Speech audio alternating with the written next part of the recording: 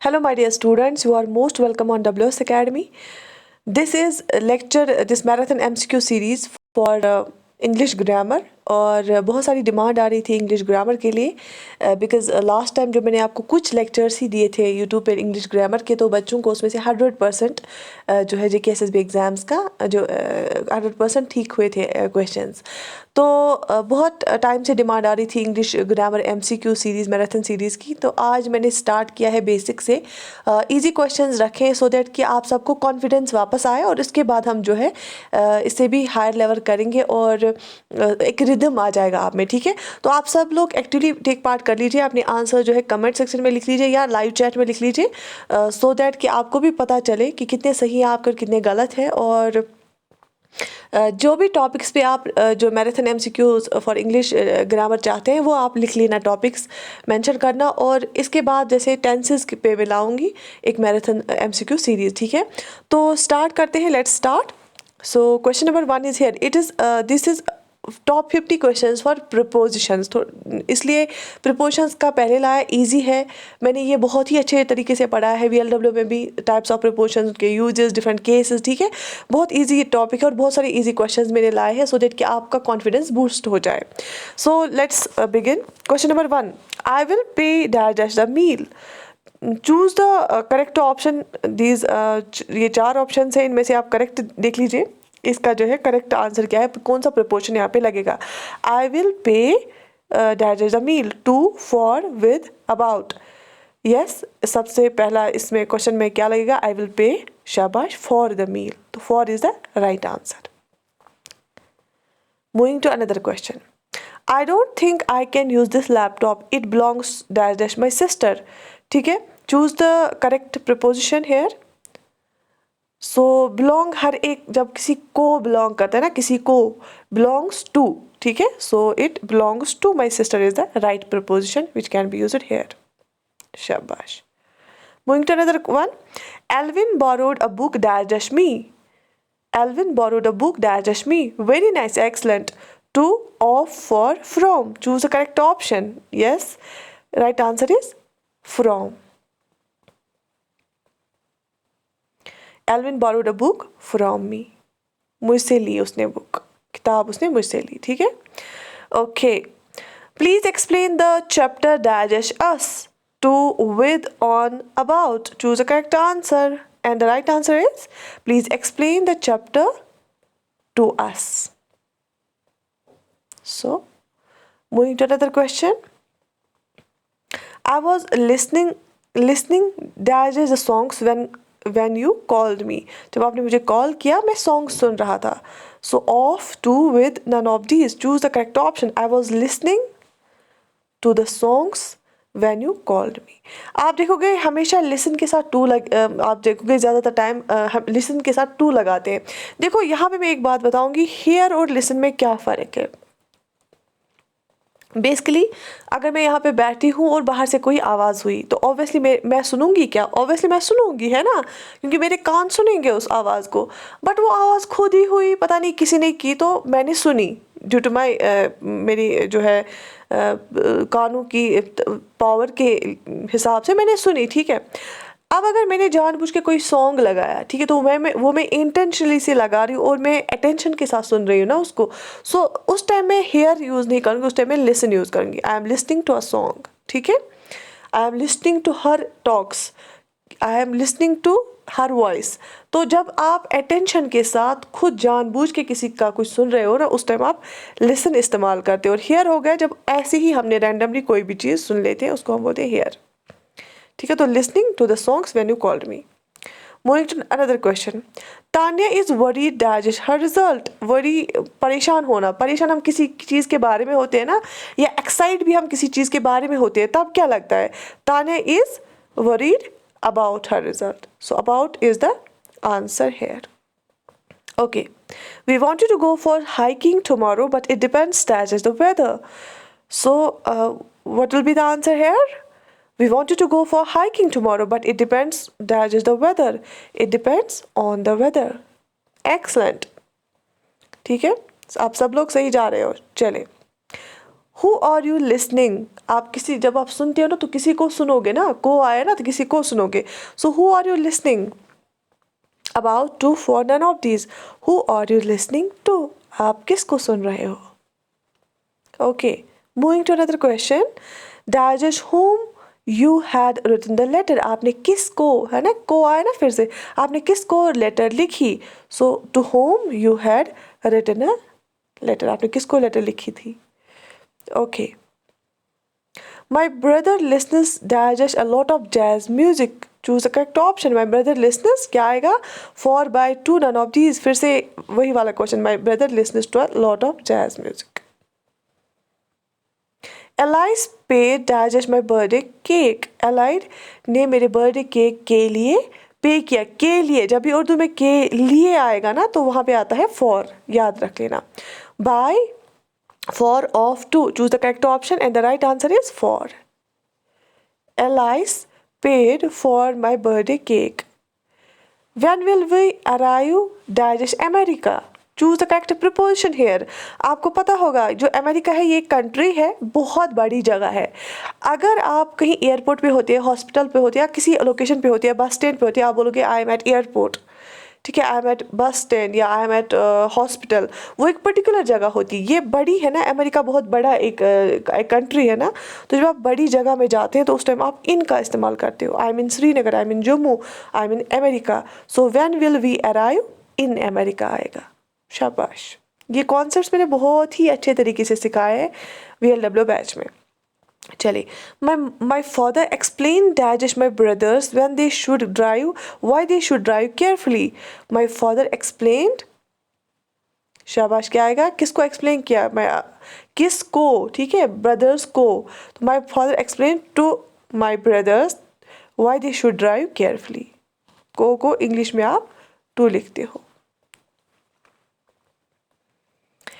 My sister's handwriting is unable digest understand. मेरी sister की जो हैंड राइटिंग है उसको हम unable, हम नहीं उसको अंडरस्टैंड कर पा रहे. सो my his sister's handwriting is unable digest understand. By, to, with, for. My sister's handwriting is unable to understand. Okay.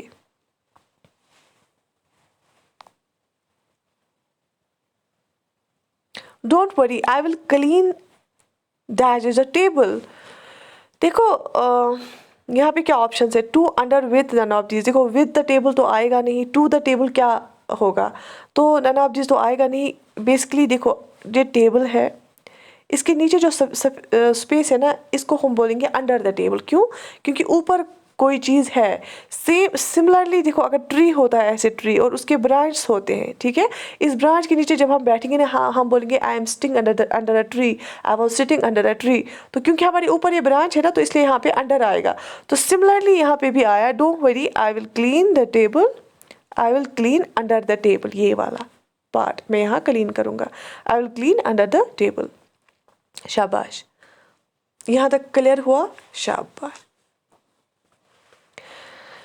इसके बाद when we arrived digest a wedding the lunch has already started. when we arrived क्या आएगा, कौन सा प्रपोजन आएगा, when we arrived on a wedding the lunch has already started. Okay. Students concentrate digest the lesson said the teacher. Teacher ने बोला कि lesson पे concentrate करो. on, at, none of these क्या आएगा. Students concentrate on the lesson said the teacher. Okay. The minister was worry that is a jewel. मैंने आपको बोला किसी चीज़ के बारे में परेशान होना, किसी चीज़ के बारे में एक्साइट होना, उस टाइम उसके बारे में वो परेशान था, उस टाइम हम क्या लिखते हैं, हमेशा अबाउट लिखते हैं. The minister was worried about the jewel. Jewel के बारे में परेशान था क्योंकि ज्वेल गुम हो गया था. So about is the right answer here. Moving to another question. The wall was being built, that is the mason, for, by, at, to. Choose the correct option. The wall was built by the mason. किसने बनाया, ठीक है, mason ने. London is famous, that is London Bridge. मैं बोलूँगी London famous, London bridge के लिए famous है. तो के लिए फिर से आया ना, जब भी के लिए आता है क्या होता है, for. London is famous for London bridge. तो ये वाला फॉर वाला प्रपोजन यहाँ पे आएगा। शाबाश। इसके बाद next question, my father is proud dash me being a good daughter. मेरे फादर को, मेरे बाप को मुझ पर फ़ख्र है कि मैं एक अच्छी लड़की हूँ, अच्छी बेटी हूँ। फॉर, टू, अबाउट, ऑन, क्या आएगा? My father is proud on me being a good daughter, उसको मुझ पर फ़ख्र है। बोलते I am proud on you, my father is proud on me being a good daughter. Sarah is really not interested dash playing football.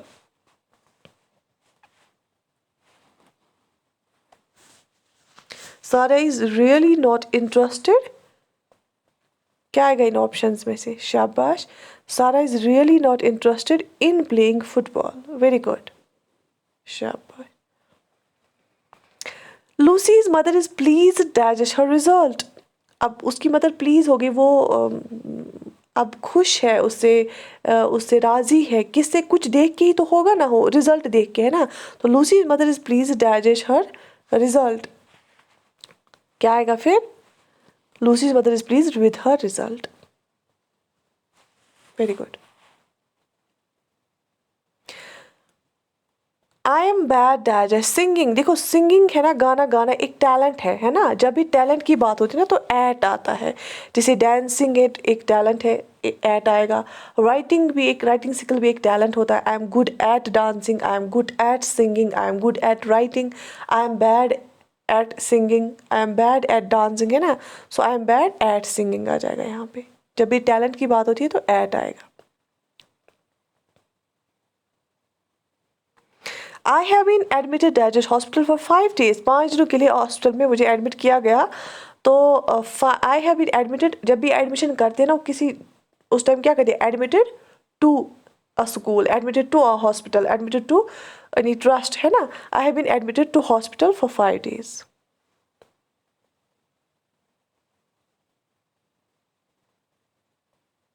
Okay, so another question is hair.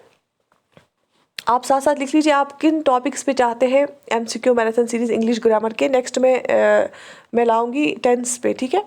Mary is very excited as the road trip. मैंने आपको बताया worry होना, परेशान होना या excite होना किसी चीज़ के बारे में ही होते हैं ना। तो जब ये आता है तो क्या हम लिखते हैं? Mary is very excited as the road trip. To, about, for, none of these. Mary is very excited about the road trip. शाबाश। My sister is very different dash other sister. तो मेरी सिस्टर जो है बिल्कुल different है दूसरी sister से जब भी आता है तो from. My sister is very different from other sister, ठीक है। एफ्रेड जब भी आएगा ना, किसी चीज़ का डर जब होता है तो होता है ना वो डर, तो एफ्रेड ऑफ आएगा हमेशा। I am afraid of dogs, I am afraid of dogs. Okay. What is your country famous. आपकी कंट्री किस चीज़ के लिए फेमस है? के लिए आए ना फिर से तो फॉर लगेगा। What is your country famous for, ठीक है।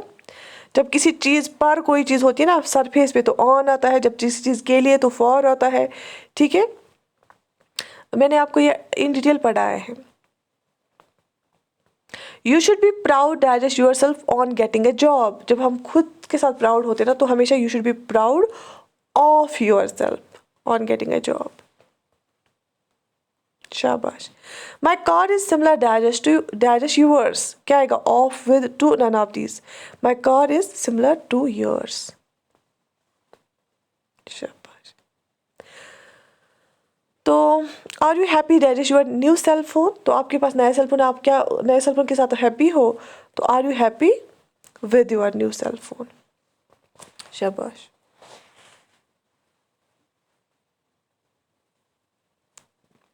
अच्छा, I am good that at different languages. Different languages जो होते हैं ना वो टैलेंट ही होता है ना, किसी को डिफरेंट लैंग्वेज आती है। I am good at different languages, ठीक है। I am good at different languages. By whom या विद हुम ये होगा maybe. With whom you got married dash, किसके किसके साथ आपकी शादी हुई? With whom you got married, क्या आएगा? टू, किसके साथ शादी हुई? French cheese is very different digest tomato cheese. यहाँ पे क्या आया? फिर से कंपैरिजन आया। फ्रेंच चीज़ टोमेटो चीज़ से डिफरेंट है। जब भी मैंने बोला से आएगा तो क्या आता है? फ्रॉम आता है। French cheese is very different from tomato cheese, right? शाबाश। My brother is not afraid digest anything. Afraid के साथ क्या आता है? Of. My brother is not afraid of anything. I went on wrong address digest mistake. जब आप कोई चीज़ गलती से करते हैं ना, तो आई went on wrong address by mistake, गलती से, बाय मिस्टेक। और जब आप कोई गलती करते हैं ना, तो आप कभी नहीं लिखना ऐसे आई डिड अ मिस्टेक, आपको लिखना है I made a mistake. He always makes mistakes, ठीक है? He always makes mistake. I paid for dinner digest advance at in to with. Choose the correct option. I paid for dinner in advance. शाबाश। Please be in class digest time.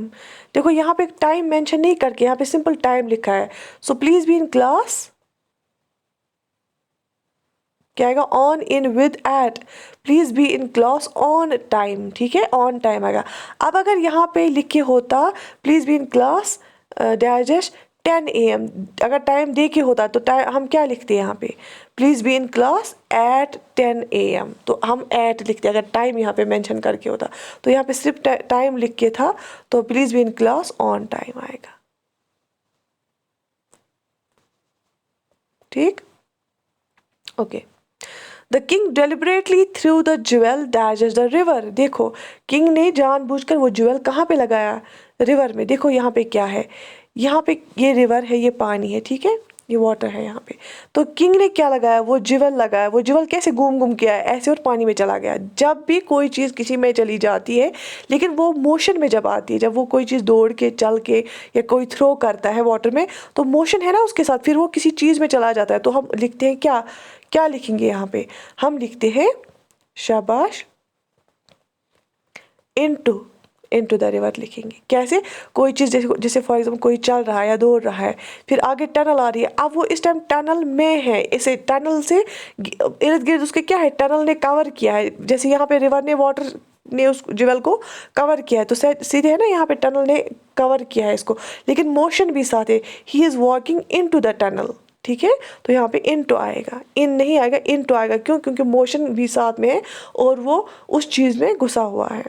सो इसलिए यहाँ पे आ गया the king deliberately threw the jewel into the river. उसने throw किया ना उसको।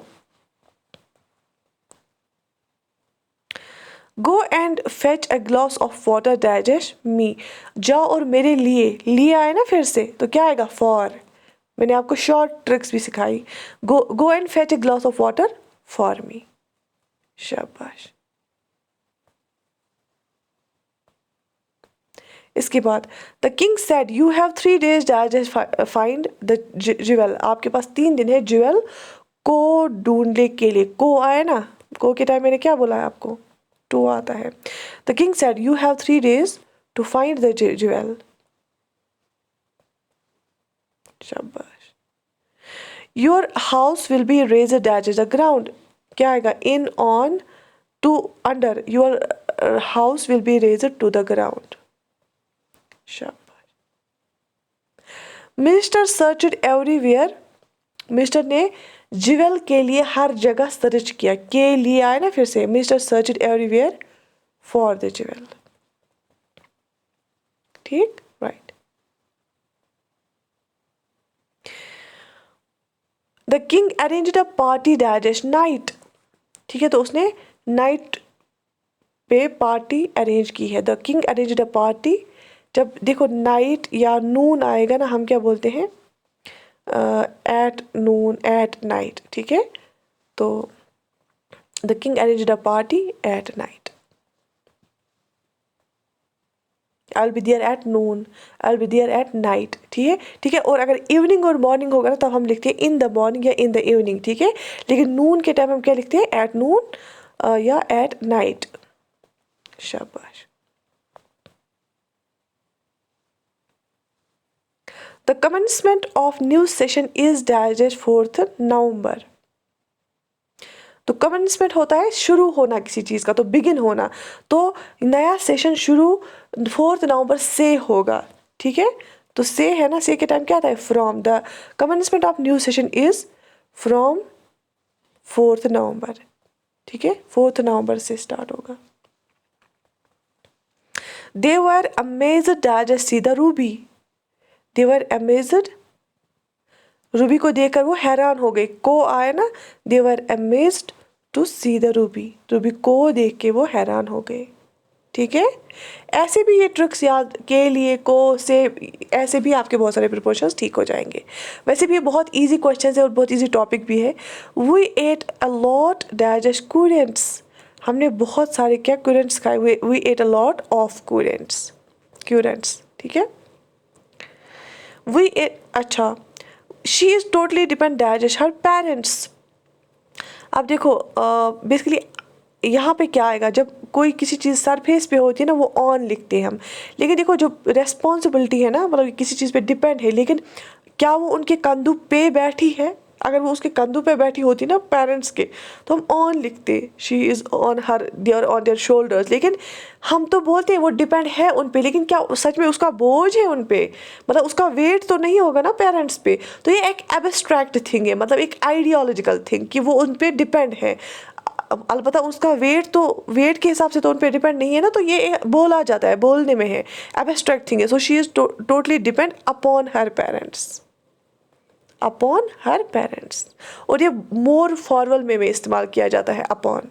She is totally depend, on भी लिख सकते हैं ऑन हर पेरेंट्स, बट ये एब्स्ट्रैक्ट थिंग है। और मोर फॉर्मल में she is totally depend upon her parents.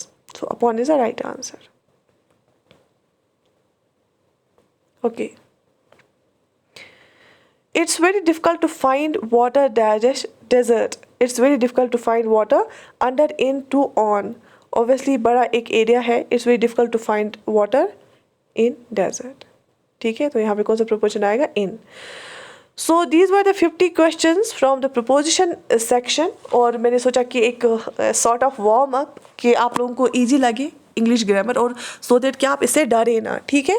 तो रिवाइज स्टार्ट करो इन सब चीज़ों का। और नेक्स्ट जो मैं मैराथन सेशन लाऊंगी वो मैं जो है इसका टेंस का लाऊंगी, ठीक है। टेंसेस के बेस पे मैं क्वेश्चंस लाऊंगी। आई होप आपको ये जो है सेशन अच्छा लगा होगा। Do right it in the comment section कि आपको कैसा लगा और किन टॉपिक्स पे आप चाहते हैं कि मैं मैराथन सीरीज़ बनाऊं इंग्लिश ग्रामर की, ठीक है। बाकी I wish you all the best and be consistent in your preparation. Take very good care of yourself. अल्लाह हाफिज़।